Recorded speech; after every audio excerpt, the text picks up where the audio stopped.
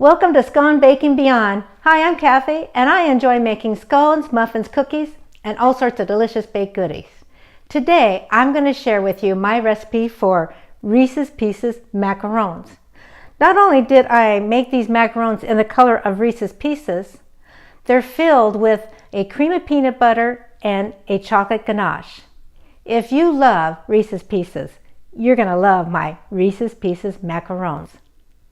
So, let's bake.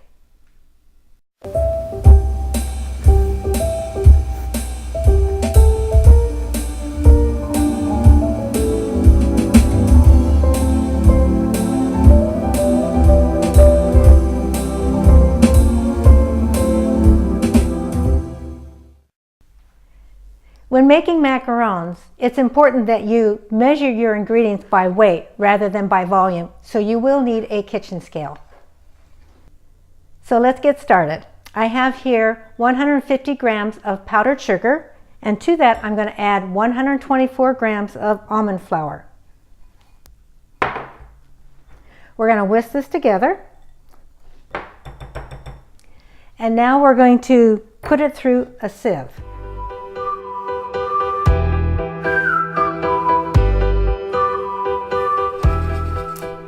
Okay, there we go. It's all been sifted through the sieve. And if you have a few little crumbs in there, that's okay. We can just discard those. We're going to set this aside. It's time to get our meringue together. So I have here 100 grams of room temperature egg whites. And when making a meringue, you want to make sure you use either a steel bowl, a glass bowl, or a copper bowl. But don't use a plastic bowl because your meringue won't come together properly with a plastic bowl. I'm going to put this on medium speed until it gets frothy.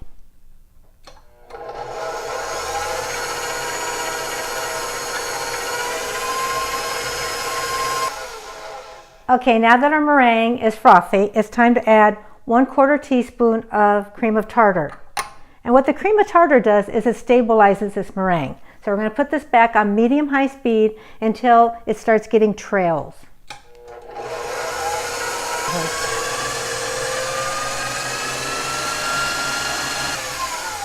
Okay, now that we have trails, it's time to add 66 grams of caster sugar, also known as baker's sugar or superfine sugar. We're going to add this in very slowly.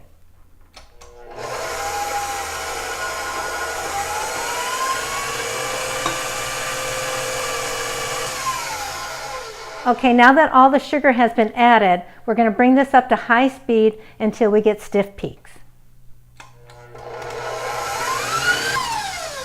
Okay, let's see if we have stiff peaks.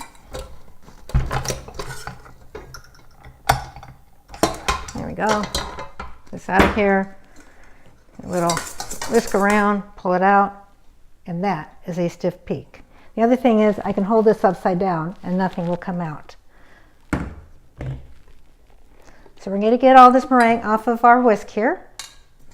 So here's our meringue mixture, all ready to go. We have stiff peaks. What we're going to do is we're going to add our powdered sugar almond flour mixture 1/3 at a time and get it totally incorporated. And we're just going to fold this in. There we go.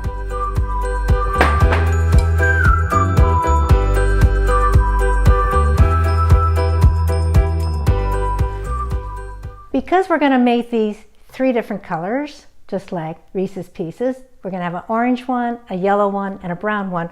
I just want to fold this until all those dry ingredients are just incorporated, and that's as far as I want to take this. And now what I want to do is I have 3 bowls here, and I want to divide this batter as evenly as I can between the 3 bowls, so then we can give them their colors.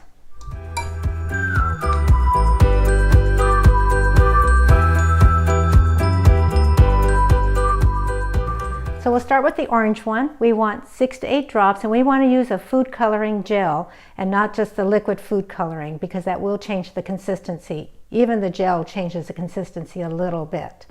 So I have here orange food coloring gel, and I'm going to give it to 6 to 8 drops. And I want this color vibrant because as these bake, they'll get a little duller in color. So I want them really vibrant, just like Reese's Pieces.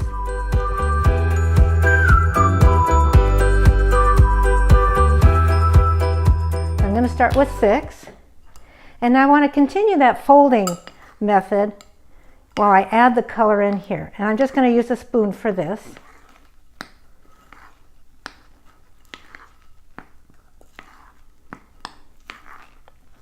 And at this point I have to determine, is that going to be vibrant enough or is that going to be really pale? And usually I've decided that isn't quite vibrant enough. I give it a couple more. There we go. That should work. So as I fold in that color, I'm also looking to see if my batter here has turned into lava and it just flows off the spoon. But I want to make sure my color is nice and evenly blended.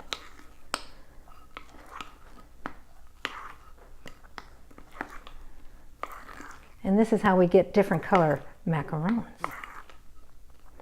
So then I look to see if I can flow it off like lava and in a figure 8. It isn't quite flowing enough yet. Looking good. And it has a really great color to it. There we go. If I can make a figure 8 with it, flowing it, then we are ready. So what I'm going to do is I have a number 12 tip on a 12-inch piping bag, and we're going to put in the piping bag, and what I do is I crimp this tip up so that the batter doesn't start flowing out into my glass here. Make sure that's crimped up, and then I crimp the sides and just kind of open it up there. And there's our piping bag, and now we'll put this in here.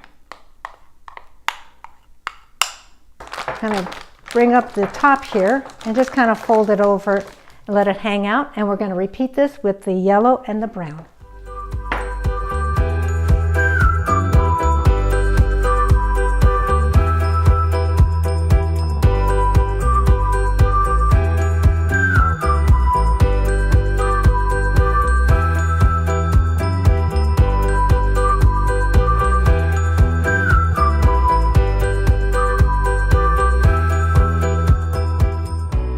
Okay, it's all piped. Here's our orange, our yellow, and our brown.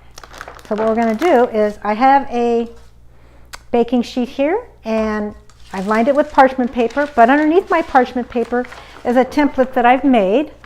And what I did this on my computer, and I just printed out and taped it together. They're 1.5 inch circles, and they're 2 inches apart, and I've taped them together, and that is my template. No, nothing fancy, nothing to buy. Just do it right there on the computer. And then my parchment paper, I put it just right there on top, and now it's time to pipe. So I have my batter here. And I'm going to just kind of squeegee this down near the tip, but not quite all the way. There we go.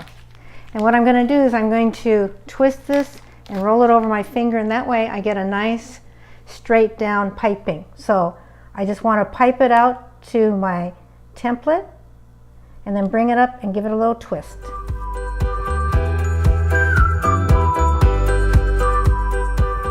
And now we'll start with the yellow. One thing you want to make sure is that you get even numbers of macaron shells. Otherwise you'll have to put a yellow and an orange or a brown together. That one maybe not so bad. Do the same thing, give it a twist, and start piping.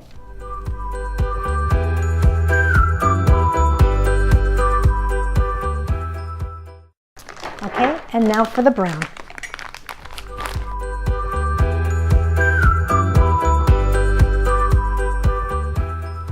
There we go. There's the last one. There. I think I have an even amount. Yeah, 1, 2, 3, 4, 5, 6. There we are. All right, so what we're going to do is we're going to, take out that template.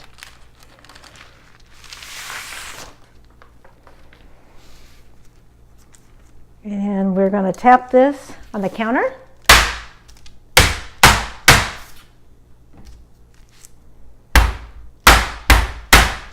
Get all those air bubbles out, and if I see any pimples or air bubbles, it's time to give them a little toothpick and break them now. Once I get all the air bubbles out, I'm going to let these sit and dry. They take a little bit longer to dry because of the food coloring gel. So I'm going to let them dry for at least an hour. I have here 1/3 cup of heavy cream. I have it on low heat. We're going to bring it up to where the edges are just simmering and just coming up to a little bit of a boil. But to that, I'm going to add 1 teaspoon of corn syrup. And just get that mixed in and get all that corn syrup in there. There we go. And we're just going to bring this up to the edges start to simmer. The edges are just starting to come up to a little simmer there, so it's time to take it off the heat. Okay, our cream has come up to a little simmer around the edges here. We're going to add it into our chocolate here, and what I've done is I've taken 3 ounces of bittersweet chocolate and I've broken it up into little pieces. And we're going to add our cream here.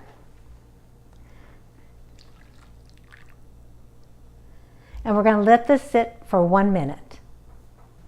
Okay, it's been 1 minute, so what we want to do is we just want to blend that melted chocolate in with our heavy cream until it gets nice and creamy and fully incorporated.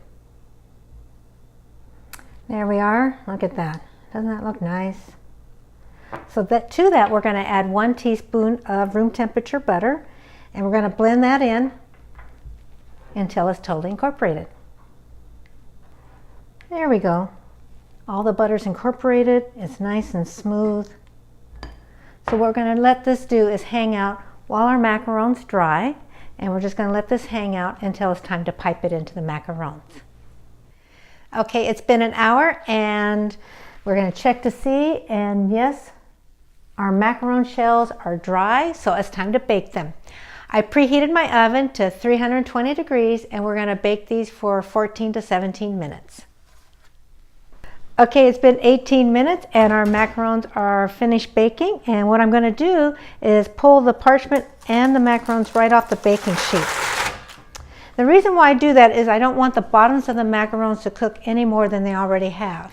And how you know whether these macarons are finished baking is that you wiggle the top of the macaron, and if it wiggles separate from the feet, then they're not finished. But if you wiggle them and the whole parchment paper moves, then you know that they are finished baking. And you want to err on the side of being overbaked rather than underbaked. We're going to let these cool completely, and then it's time to put together our creamy peanut butter filling. Our macarons have finished baking and now they're cooling, and so it's time to get together our creamy peanut butter filling. So I have here 5 tablespoons of creamy peanut butter,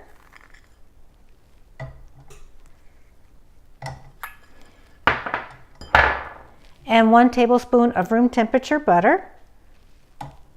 We're going to put this on medium speed until it's nice and creamy. Now that our peanut butter and butter have creamed together, I'm going to put in 1/8 teaspoon of vanilla extract and just put this on for about 1 minute, just so it's totally combined. Okay, now that the vanilla extract is totally combined, it's time to add 1/3 cup of powdered sugar. We're going to start this on low speed until that powdered sugar is combined, and then we're going to increase the speed to medium speed until it's light and fluffy, about 2 minutes. Okay, it's been 2 minutes and it's nice, light and fluffy. This looks so good. So what I'm going to do is push that aside, and I have a quart-size Ziploc bag. I'm going to open it up, and this is, I'm going to actually pipe this onto the macaron shells. I'm going to take the creamy peanut butter here and put it in my Ziploc bag. We're going to set this aside until our macaron shells have cooled down completely. Our macaron shells have cooled completely, so now it's time to add the chocolate ganache filling and the creamy peanut butter filling. So I have here the chocolate ganache that we made earlier, and I put it in a 12-inch piping bag with a number 12 piping tip. So I'm going to twist this around. And what we're going to do is take these shells, which I have matched up my shells so that I have the oranges together, the yellows together, the brown ones together. So what I'm going to do is just pipe on a circle around each shell.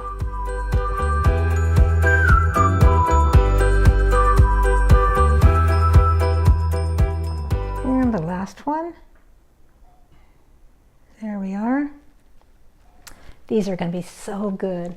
So now it's time for the creamy peanut butter filling. So I have here our creamy peanut butter filling, and I'm going to get a little air out. And I have a little bit of air in this Ziploc bag. Just want to make sure I get all the air out. There we go. And I'm going to cut about a 1/2 inch hole out the corner with my scissors here. We're going to kind of use this Ziploc bag as our piping bag, and we're just going to pipe a little dollop into the center of each one of these chocolate ganache circles.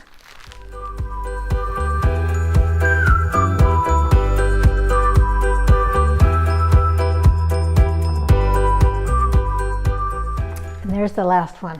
Oh, chocolate and peanut butter, what a wonderful combination.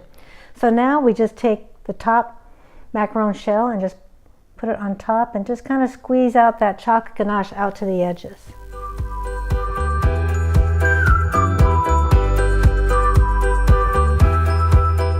Our macarons are complete. They have the chocolate ganache filling and the peanut butter filling, and now it's time to put these in the refrigerator for at least 24 hours so that those flavors blend together and get absorbed into the macaron shell itself. But we're going to try one now because we just can't wait that 24 hours. And I don't think you want to wait that 24 hours either. So we're going to try. I have this one right here. Oh, doesn't that look wonderful? Now, I haven't let this refrigerate, so it's very soft. So this is just probably going to go everywhere. I'm sure I have chocolate all over my face from that. But you get the chocolate ganache and that peanut butter and the crisp outer coating of the shell, and then that soft, it just melts in your mouth macaron. These are so good. If you like Reese's Pieces, you're going to love these Reese's Pieces Macarons. Not only do they look like Reese's Pieces, they taste like Reese's Pieces. These are so good. For the complete recipe, please go to my website, sconebaking.com. If you like this video, please give it a thumbs up and please subscribe for future videos. I hope this inspires you to bake. Thank you for watching. This is good.